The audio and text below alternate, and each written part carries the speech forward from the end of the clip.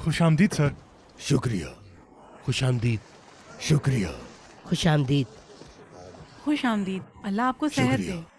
छोड़ो मेरा हाथ सबरीन, ठीक हूँ मैं, ठीक हूँ। अब कैसे हो मेरे भाई? ठीक हूँ, ठीक हूँ।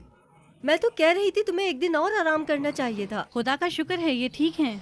सलमान अंदर आओ, बात करनी है। क्या हुआ समरीन?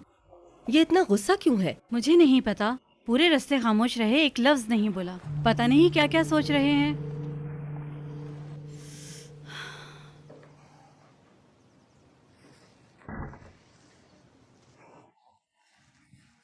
बताओ मुझे, तुम उस लड़की को दूसरे फार्म पर क्यों लेके गए?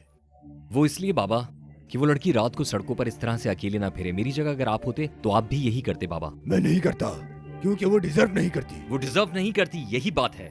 वो ये भी डिजर्व नहीं करती कि उसके सर पर गन रखी जाए।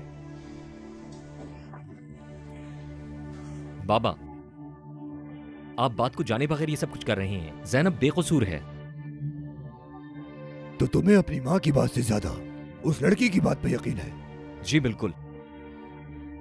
आप देखेंगे बाबा, मैं इस बात को साबित करूंगा। जब आपने पहले उसे यहां से निकाला था वो तब भी गलत नहीं थी और अब भी नहीं है। देखता हूँ कैसे करते हो, मैं भी देखता हूँ, करके दिखाओ मुझे।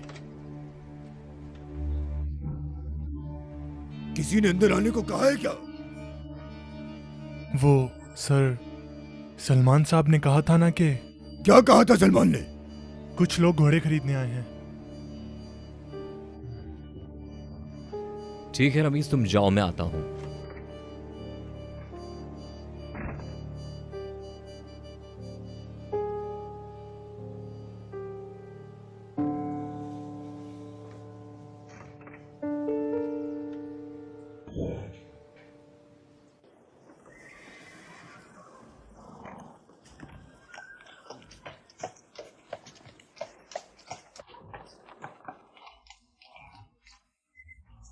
ये लीजिए। पैसे देख लें।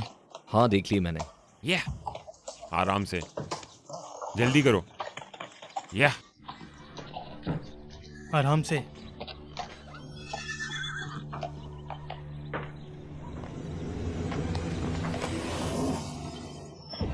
ये तुम क्या कर रहे हो? रुको! कर क्या रहे हो आखिर तुम?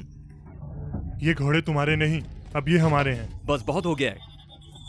तुम और तुम्हारा बॉस इन घोड़ों की अहमियत नहीं जानते हैं। अगर तुमने इन घोड़ों के पैसे दे भी दिए हैं तब भी तुम और तुम्हारा बॉस ये नहीं कर सकते। रमीस, तुम घोड़ों को अंदर कर दो। ये इनके बस का काम नहीं है। हद होती है।